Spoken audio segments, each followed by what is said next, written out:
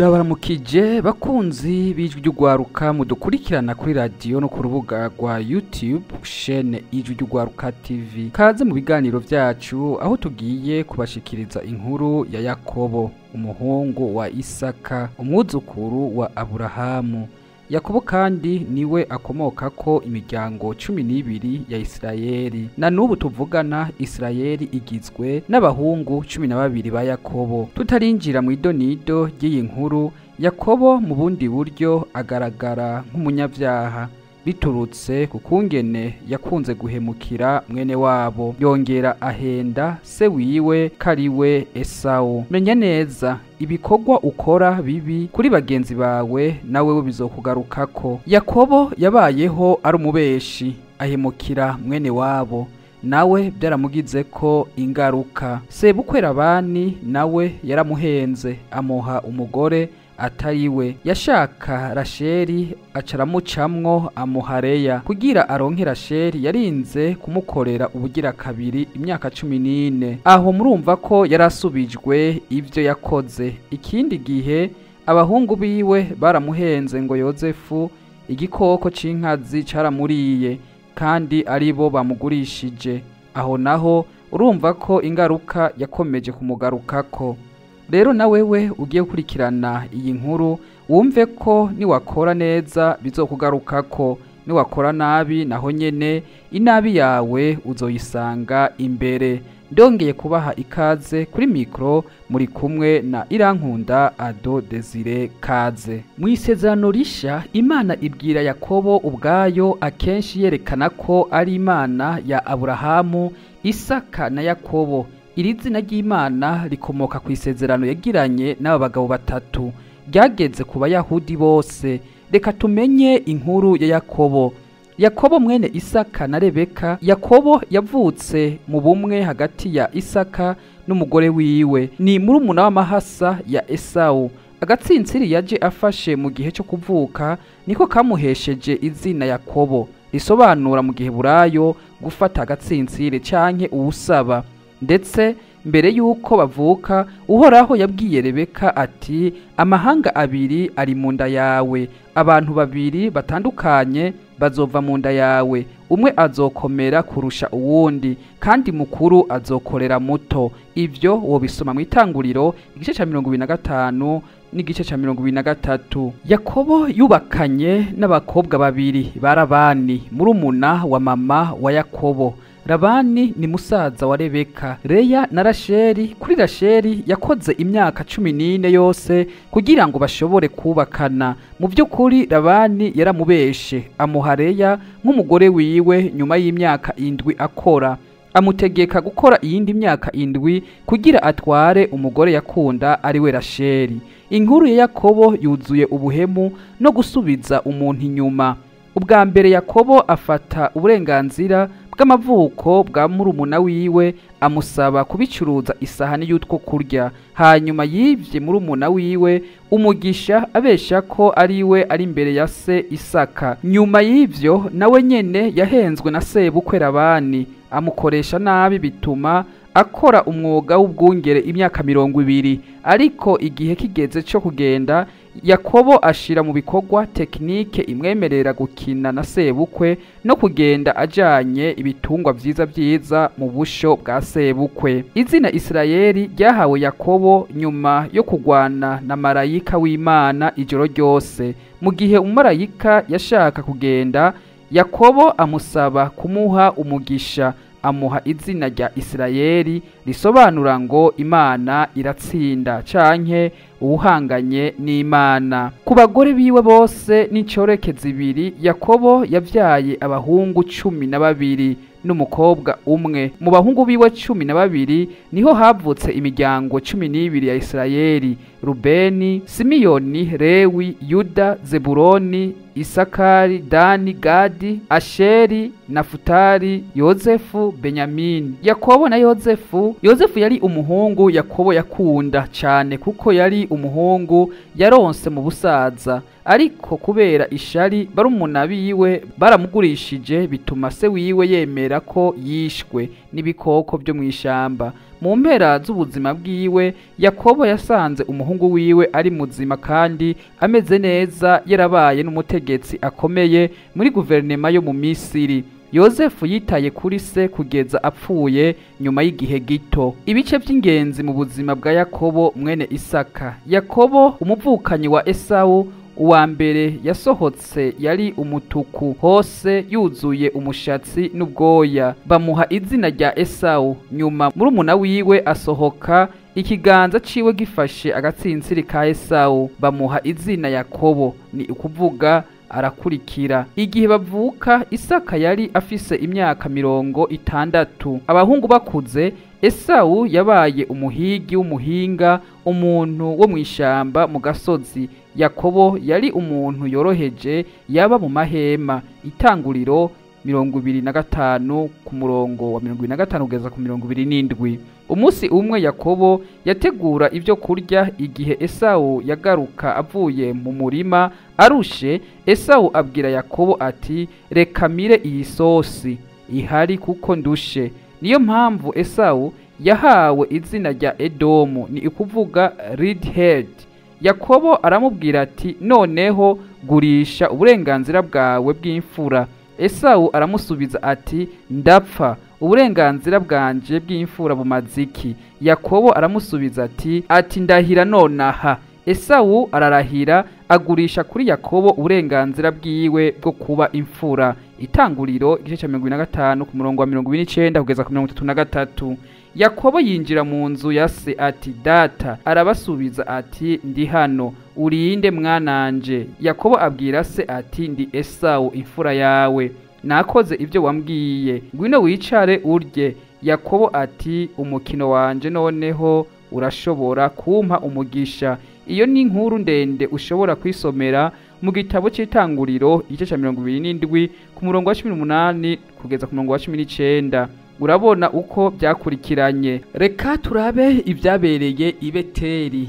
Iyerekwa ry'igipimo. Yageze aho yaragiye kurara kubera ko izuba ryari rirenze. Yajanye ibuye kugira ngo ashire munsi y'umutwe aryamako, ni kuvuga iryo buye rigire umusego. Yari afise inzozi, hashizwe ko ingazi ku isi, hejuru yayo yagera mu ijuru, kandi abamarayika b'Imana baraduga bakamanuka. Uhoraho amuhagarara hafi, yavuze ati, ndi Uhoraho Imana ya Aburahamu, so Imana ya Isaka. Igihugu uryamamwo ndaguhaye n'abazogukomokako. Yakobo yahaye izina rya Beteli, ni kuvuga inzu y'Imana. Aha hantu hitwa Luz. Itanguriro igice cya 28 ku murongo wa 11 kugeza ku 19. Turabe igikorwa ca Yakobo na Labani. Labani abwira Yakobo ati, kugira ngo mbone ubutoni mu maso yawe, nize kuragura ko Uhoraho yampaye umugisha ku bwanyu. Hanyuma yongera ati, mpa umushahara wawe nzoguha. Yakobo ati, uzi byinshi nakoze mu bikorwa vyawe, ndetse n'inka zawe zabaye ishimwe. Vyari bike imbere y'ukonza, ariko byariyongereye cyane. Uhoraho yaguhaye umugisha kuva nkiri hano, noneho nanje nzoja gukorera inzu yanje ryari.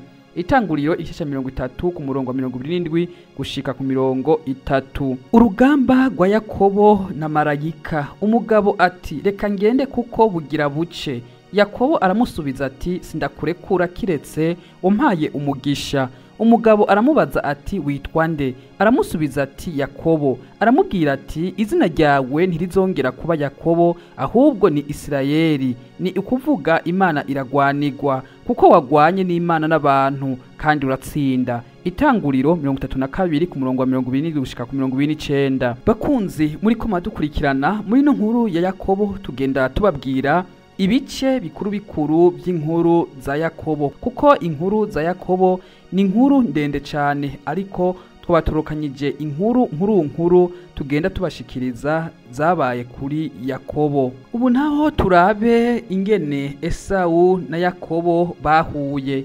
Yakobo yubuye amaso abona Esawu aje ari kumwe n'abantu 400, hanyuma agabana 4 hagati ya Leya, Rasheli n'abaja bose. Mu mutwe ashira abaja hamwe n'abana babo, hanyuma Leya n'abana biwe, hanyuma Rasheli na Yozefu. naho we yanyuze imbere yabo yunama incuro indwi yubika amaso mbere yo kwegera murumuna wiwe. Esawu yiruka kumusanganira, aramuhobera, yijugunya mw'izosi, aramusoma, bose bararira. Ibyo tubisanga mu Itanguriro igice ca 33 ku murongo wa 1 gushika ku wa 4. Ubu naho turabe ingene Yakobo yahenzwe n'abahungu biwe. Hanyuma bafata ikanzu ya Yozefu, babaga ihene, bashira impuzu ya Yozefu mu maraso. Hanyuma batumye kuri se hamwe n'ubutumwa ati, twabonye ibi, reba neza, ibi canke ntabwo ari ikanzu y'umuhungu wawe. Yarabimenye maze aratangara ati, iyi kanzu ni y'umuhungu wanje. Ategome, igikoko c'inkazi cyariye Yozefu, caramutanyaguye. Yakobo yashishimuye impuzu ziwe, yambara impuzu ya Yozefu mu rukenyerero, kandi yama aririra umuhungu wiwe imisi myinshi. Itangurira igice ca 37 ku murongo wa 31 gushika ku 34. Yakobo abaho ubuzima bworoshe kandi akurikira Uhoraho. Esawu yavutse ubwa mbere, mu bisanzwe imfura yakira umugisha mu burenganzira bwa se. Uburenganzira bw'imfura busobanura Esawu ko azoyobora umuryango kandi akagira amatongo n'amatungo menshi yo kumufasha kwita ku muryango wiwe. Iyo niyo ncamake y'inkuru ya Yakobo. Ubu naho reka tubabwire ibibazo benshi bakunda kwibaza kuri iyi nkuru. Kuki Esawu yagurishije uburenganzira bwiwe bw'imfura? Inkuru yatanguriye isezerano rya kera ivuga by'ukuri umunsi umwe Esawu yatashe ashonje kubera guhiga. Yakobo yariko arategura imfungurwa ku isahani. Yakobo yemeye kumugaburira kugira ngo amuhe uburenganzira bwiwe bw'imfura. Esawu yemeye ubwo bucuruzi. Kuki Imana yahinduye izina rya Yakobo? Imana ihindura izina rya Yakobo muri Isirayeli bisobanura ngo reka Imana itsinde. Imana noneho isezeranya Isirayeli ko imigisha yose yavuzwe ku mutwe wa Aburahamu nayo ari iya Yakobo. Kuki Rebeka yakunda Yakobo? Yakobo yavutse ubwa kabiri, ikiganza ciwe gifata agatsintsiri ka Esawu. Se wabo Isaka yari afise imyaka 60 igihe bavuka. Umukunzi akomeye w'umukino yakunda Esawu kuko yakunda guhiga, mu gihe Rebeka yakunda Yakobo kubera yashira mu gaciro ikintu cyose, ikindi yari umwana aguma mu rugo. Kuki Yakobo yahunze Esawu? Yakobo yari yarababaje cyane Esawu, yivye umugisha wa se. Itanguriro igice ca 27 ku murongo wa 1 gushika ku 40. Maze Esawu ashaka kumwica kubera ko Isaka yari yamaze gutanga umugisha awuha Yakobo. Itanguriro igice ca 27 ku murongo wa 41 gushika ku 43. Izina ry'ukuri rya Yakobo ni irihe? Izina ryiwe Yagov rikomoka kuri tropisme idasanzwe ku birenge vy'ikirenge. Yakov, izina rya Yakobo mu Giheburayo, rikomoka ku ijambo Ekev risobanura agatsintsiri. Bibiliya isobanura ko ari umuntu atagira ikibazo n'abantu, yibera mu rugo, ni kuvuga mw'ihema. Itanguriro igice ca 25 ku murongo wa 27.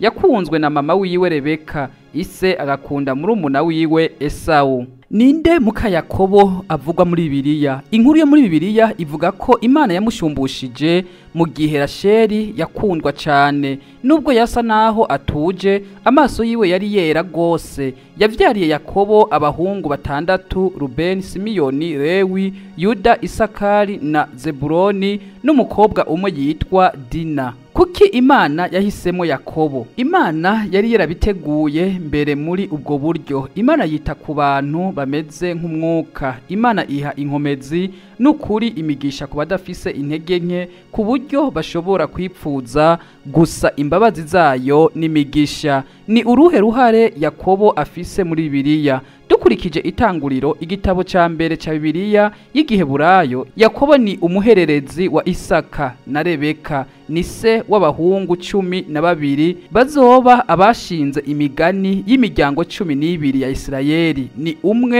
umwe mu basekuruza ba Bibiliya. Ninde mwana wa nyuma wa Yakobo muri Bibiliya? Benyamini ni umwana wa 13, ni wa nyuma wa Yakobo. n'umuhungu wa kabiri n'uwa nyuma w'umugore wiwe Rasheli. Iri zina ni inkomoko y'izina risanzwe Benjamin risobanura umwana wa nyuma w'umuryango. Umuryango wa Benyamini ni umwe mu miryango 12 ya Isirayeli, akomoka kuri mwene Yakobo. Umuhungu wa mbere wa Yakobo ninde? Igitabo cy'itanguriro kivuga ko Yosefu ari umwe mu bahungu ba Yakobo 12, akaba n'umwe mu bahungu ba Rasheli bose hamwe na Benyamini. Ni kuki dushobora kwigira ku buzima bwa Yakobo? Ubu tugiye kubabwira inyigisho dukura muri iyi nkuru ya Yakobo. Ubuzima bwa Yakobo bwatanguranye urugamba. Kuva mu nda ya mama wiwe yagwanye na murumuna wiwe Esawu bakivuka, amufata agatsintsiri, izina ryiwe rishobora guhindurwa ngo no mubeshi. Itangurira igice cya 25 ku murongo 26. Igihe mama wabo yari yibungenze, Rebeka yabajije Imana ibimubako, maze imubwira ko ibihugu bibiri bizova mu nda yiwe bikaduga bivuguruzanya, kimwe kizoba gikomeye kurusha ikindi, kandi umuhungu wiwe w'imfura azokorera Uhoraho. Itanguriro igice cya 25 ku murongo 26. Yakobo na Esawu bakuriye hamwe, babaho ubuzima bwimuka. Esawu yabaye umuhigi, yakunda kumara iminsi mu bugaragwa, naho Yakobo yari umuntu atujije, yaguma mu mahema. Itanguriro igice cya 25 ku murongo 27. Kubera iyo mpamvu Esawu yari umuhungu akundwa na se Isaka, yakunda kurya umuhigo Esawu yazanye mu rugo, ni kuvuga akanyama, naho Yakobo we yakundwa na mama. Itanguriro igice cya 25 ku murongo 28.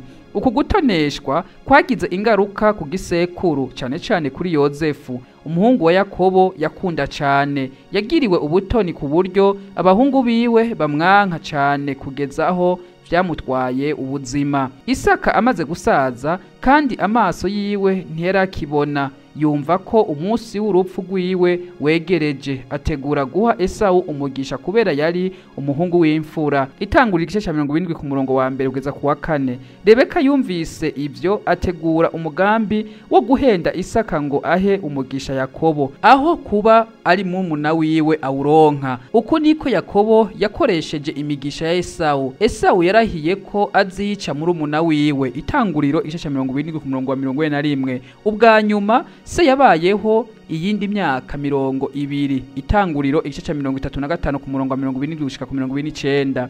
Rebeka amenya imigambi ya Esawu, aburira Yakobo. Yabwiye kandi Isaka ko Yakobo agomba gushaka umugore wo mu bwoko bwiwe. Isaka rero amurungika kwa nyirarume Labani yaba i Harani ku basekuruza babo. Itanguriro igice cya 27 ku murongo wa 43. Mu nzira Yakobo yabonye iyerekwa ry'ingazi igera ku Mana mu ijuru, abamarayika baduga bakongera bakamanuka. Amajambo Yesu yabwiye umwigishwa wiwe Natanayeli yibutsa iyerekwa Yohana igice cya 2 ku murongo wa 51. Imana yijeje Yakobo ko ari kumwe nawe kandi yongera kuvugurura amasezerano yari yarahaye Aburahamu. Itanguriro igice cya 28 ku murongo wa 13 kugeza ku 15. Kubera ubwo bunararibonye, Yakobo yahinduriwe izina kuri Beteli, bisobanura inzu y'Imana, anasezeranya gukorera Imana. Yakobo yimukiye i Harani, Labani amwemerera kumwishura ngo amukorere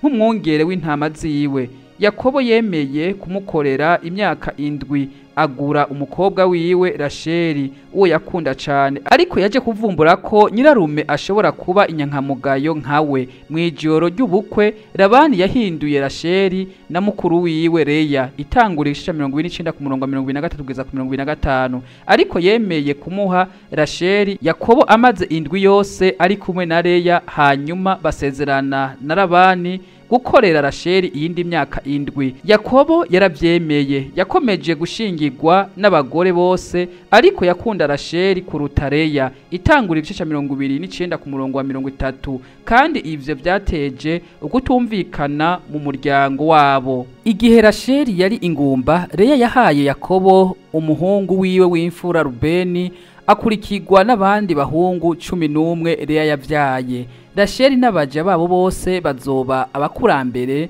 b'imiryango 12 ya Isirayeli. Nyuma yo kuvuka kwa Yozefu umwana wa mbere wa Rasheli na 11, Yakobo yasavye Labani kumureka agasubira mu gihugu ciwe. Labani yamusabye kuguma kandi amuha umushahara. Yakobo amusaba intama n'ihene bibonetse kandi biboneka mu mukuku wiwe yarashinzwe kugira ngo yubake imikuku yiwe. Inyandiko ntivuga neza uko ubu buryo bwakozwe. Ivyari byo vyose Yakobo yabikoze cyane ku buryo ibikoko byo mu mukuku wiwe vyari bikomeye mu gihe iz'umukuku wa Labani zari zifise intege nke. Itangura igice ca 30 gushika ku 43. Nyuma y'igihe yabonye ko imyifatire ya Labani n'abahungu biwe kuri we yahindutse, nibwo Imana yamusabye gusubira mu gihugu c'abasekuruza, maze amusezeranya ati nzobana nawe. Itanguriro igice ca 31 ku murongo wa 3. Yakobo asiga Harani hamwe n'abagore biwe, abana biwe n'imikuku yiwe minini. Labani amaze kumenya ko agenda aramukurikirana, ariko Imana iramubwira mu nzozi ati witondere kuvugana na Yakobo yaba iciza canke ikibi. Itanguriro igice ca 34 ku murongo wa 24. Labani yabajije Yakobo impamvu yavuye mu ibanga, maze yerekana ko ashobora kuba yaramugiriye nabi iyo Imana itamuburira ko atabikora. Amaherezo yamwagirije kwiba ibigirwamana by'umuryango wiwe. Mu by'ukuri Rasheli yari yatwaye ibigirwamana atabizi Yakobo, noneho abihisha sebukwe. Labani na Yakobo amaherezo baratandukanye nyuma yo kurahira ko batazotera ibihugu byabo. Yakobo yagomba guhangana na murumuna wiwe Esau. Nubwo hashize imyaka 20 iheze bahuye, ntabwo yari yarigeze yibagirwa iterabwoba ryiwe. Itanguriro igice ca 32 ku murongo wa 11. Yagarutse rero intumwa kumusanganiza impano, abasaba kubwira Esau ko we ubwiwe azoza nyuma yabo. Intumwa ziragaruka zimubwira ko Esau aje kumusanganira n'abantu biwe. Gutinya rero ko murumuna wiwe azoza kumurimbura, yagabanyije umuryango wiwe mu mice ibiri, yizera ko nibura umwe muri bo ashobora gutoroka ico gitero. Yinginze Imana ngo imukize, yibutsa Imana ko ariyo yamusabye gusubira mu gihugu ca Aburahamu kandi ko yamusezeranije ko izobikora. Gutera imbere no kumuha abamukomoka ko benshi, yahisemwo izindi mpano Esau yari afise, abakozi bamutwara mu vyiciro. Yizeye ko azomutuza. Muri iryo joro yarungitse abagore biwe n'abana kugira ngo babe bonyene mu gicugu. Mu gihe yatinya ubuzima bwiwe, yagwanye n'umuntu yaje kuba Imana. Umugabo akora ku kibero ciwe arimuka. Bugira buce yanse kumurekura kugeza igihe yamuhaye umugisha. Umugabo aramusubiza ati izina ryawe ntirizongera kuba Yakobo, ahubwo uzitwa Isirayeli, kuko wagwanye n'Imana n'abantu kandi ukaba watsinze. Mu kubaza izina ryiwe nibwo Yakobo yumvise ko ari Imana. Aha hantu yahise Peniyeli, azi ko yabonye Imana kandi ko Imana yarokoye ubuzima bwiwe. Uru rugamba rwo mwijoro no guhindurirwa izina biranga itanguriro ry'ubuzima bushasha kuri Yakobo. Guhura na Esau amaherezo ntivyagenze nk'uko yibaza. Esau yirutse kumusanganira, aramuhobera, aramusoma, bararira. Esau yemeye gukomeza urugendo rwabo, ariko Yakobo aravyanka, avuga ubunini bw'umuryango wiwe. Yase kandi icifuzo ca Esau cyo gusiga bamwe mu bagabo biwe. Bigaragara ko Yakobo atigeze yizera murumuna wiwe, bityo aho kuja Isirayeli yajanye umuryango wiwe mu bundi buryo, aho baguze ubutaka amaherezo barahaba kuri RY'URWARUKA Isirayeli. Bisobanura ngo Imana ya Isirayeli ni umunyenkomezi. Nubwo yari yarabonye izina rishasha, Yakobo umubeshi yakomeje gutinya ko hari uwuzomuhenda nawe. Ibyo bikaba byerekana ko abategura kurenganya no guhemuka batigera bagira amahoro. Itanguriro igice ca 34 havuga ku ngufu Dina, umukobwa w'ikinege wa Yakobo, no kwihorera barumuna biwe Simiyoni na Levi basavye umuryango wose wafashwe ku ngufu. Hano nanone turabona kurenganya kw'abavyeyi, kwanduza abana. binyuze mu mayeri bakoresheje kugira ngo bahende umwansi. Yakobo arakarira abahungu biwe, yagarutse rero n'umuryango wiwe i Beteli nk'uko Imana yari yarabimubwiye. Imana yongeye kumubonekera, yemeza imigisha yayo. Muri iyi nama yamusezeranije ko abami n'amahanga bazomuvako kandi ko azoragwa igihugu Imana yasezeranije abakurambere biwe. Nyuma yaho Yakobo n'umuryango wiwe bava kuri Beteli berekeza Ederi. Mu nzira Rasheli yibarutse Benyamine umuhungu wiwe wa kabiri n'umuhungu wa 12 wa Yakobo. Yakobo yasanze se Isaka i Mamre. Amaze gupfa Yakobo na Esau baramuhamba. Kimwe na mama wa Yakobo, Yakobo yari afise icaha cyo gutonesha Rasheli. Yari umugore yakunda kandi abahungu biwe Yozefu na Benyamini babaye abahungu yakunda cane. Yozefu yatoneshejwe na se ku buryo barumuna biwe bamugiriye ishari kugeza aho bamugurisha mu bucakara, ariko Imana yari kumwe nawe kandi ituma atera imbere mu Misiri kugeza aho yashoboye gukiza umuryango wiwe harimwo na Yakobo, abakiza inzara. Yakobo yapfiriye mu Misiri. Yozefu na barumuna biwe basubiza ikiziga ca se wabo i Kanani kugira ngo bamushingure hamwe na Aburahamu na Sara. Isaka, Rebeka na Leya mbere y'urupfu rwiwe, Yakobo yahaye umugisha abahungu biwe 12 maze asaba gushingurwa mu mwobo canke muri kave Aburahamu yari yaguze nk'imva. Yakobo kandi yahaye umugisha abahungu bose ba Yozefu, aha umugisha mukuru bitandukanye na se yahenzwe ngo amuhe umugisha aho kuwuha murumuna wiwe Esau. Yakobo abishaka agorora amaboko atanga umugisha udasanzwe. Bakunzi b'RY'URWARUKA muri ko murakurikirana iyi nkuru, isano riri hagati y'ubuzima bwa Aburahamu, Isaka na Yakobo riratangaje. Amateka yabo aratwereka akamaro k'umuryango n'uburyo duhindurwa mu rugero rw'ababanyi bacu. Inkuru y'ubuzima bwabo yuzuye guhemukiranira, gutonesha, kutumvikana mu muryango, imigisha itunguranye, ubwiyunge no kwizera. Ikirenze vyose vyerekana ko Imana yari yo kwizegwa ku masezerano yayo. Yahisemwo gushitsa imigambi yayo ibinyujije mu vyaha bemera kumwizera. Yahaye ubuzima bushasha abo banyavyaha. Yahaye Aburamu izina rya Aburahamu, Yakobo izina rya Isirayeli, kandi ihindura abantu bose abizera Yesu Kristo ikiremwa gishasha. Ibyo tubisanga mu gitabo ca 2 c'Abikorino igice ca 5 ku murongo wa 17. Nubwo dukomeje guhangana n'ingeso zacu z'icaha, muri Kristo ibyaha vyacu vyarababariwe kandi twaronse inkomezi zo kubitsinda.